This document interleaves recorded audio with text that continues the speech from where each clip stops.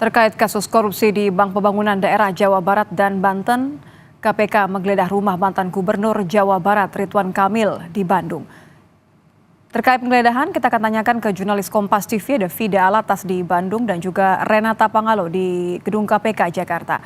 Saya akan ke Bandung terlebih dahulu. Fida, selamat malam. Berapa lama penggeledahan dan apakah ada yang dibawa dari rumah Ridwan Kamil?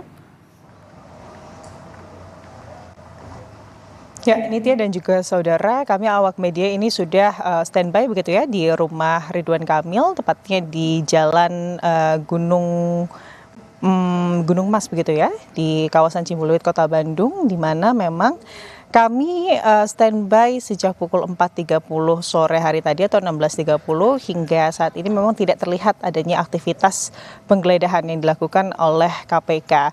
Namun memang tadi kalau kami lihat sejak sore hari ini ada sejumlah kendaraan yang masih terparkir di rumah Gubernur Jawa Barat periode tahun 2018-2023 Ridwan Kamil, di mana di dalam rumah tersebut ada 5 mobil yang terparkir dan pada sekitar pukul 18 tadi mantan tim TAP dari Ridwan Kamil atau tim akselerasi pembangunan Jawa Barat dari Ridwan Kamil yang juga ini merupakan sebagai ahli begitu ya yang mendampingi Ridwan Kamil selama ia menjabat sebagai gubernur dan juga sekaligus tim ses Ridwan Kamil saat kemudian ia maju mencalonkan diri sebagai Gubernur Jawa Barat di tahun 2019 lalu.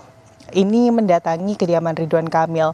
Saat kami tanyakan apakah Ridwan Kamil berada di dalam kediamannya dan apakah kemudian betul hari ini ada penggeledahan yang dilakukan KPK, ia tidak banyak berkomentar kepada media dan langsung masuk. 1 jam setelah itu, Nitya dan juga saudara, mantan tim TAP tersebut ini kemudian memberikan informasi kepada media bahwa Ridwan Kamil ini akan memberikan rilis begitu kepada media, dan beberapa lama setelahnya rilis dalam bentuk kertas, Nitya dan juga saudara, tulisan yang tertanda ini merupakan rilis resmi dari Ridwan Kamil, di mana dalam pernyataan resmi tersebut disebutkan bahwa Ridwan Kamil membenarkan adanya tim KPK yang datang ke rumahnya terkait perkara di BJB. Lalu juga poin kedua, ini tim KPK sudah menunjukkan surat tugas resmi dan kami selaku warga negara yang baik sangat kooperatif dan sepenuhnya mendukung membantu tim KPK secara profesional. Poin ketiga dari rilis resmi Ridwan Kamil ini adalah hal terkait lainnya. Kami tidak bisa mendahului tim KPK dalam memberikan keterangan. Silahkan insan pers bertanya langsung kepada tim KPK. Artinya kalau melihat dari rilis yang diberikan Ridwan Kamil bahwa hari ini ada penggeledahan yang dilakukan oleh tim KPK, tapi sejak sore hari tadi, tepatnya pukul 16.30 hingga saat ini kami tidak melihat adanya aktivitas penyidikan yang dilakukan oleh KPK ataupun petugas KPK yang datang ke kediaman Ridwan Kamil di kawasan Cimbuluit.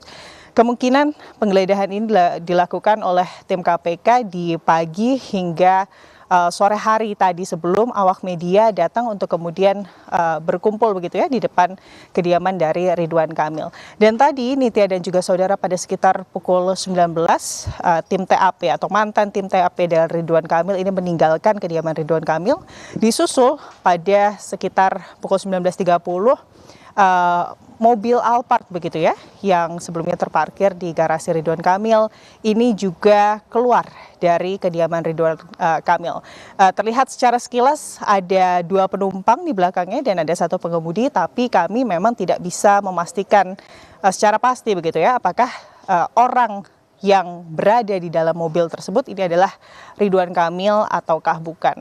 Tentunya masih banyak pertanyaan Nitya dan juga saudara terkait apa peran dari Ridwan Kamil yang saat itu menjabat sebagai Gubernur Jawa Barat dalam kasus dana periklanan di Bank BJB, dan tentunya kami masih akan menunggu rilis dari KPK terkait hal ini, Nitya.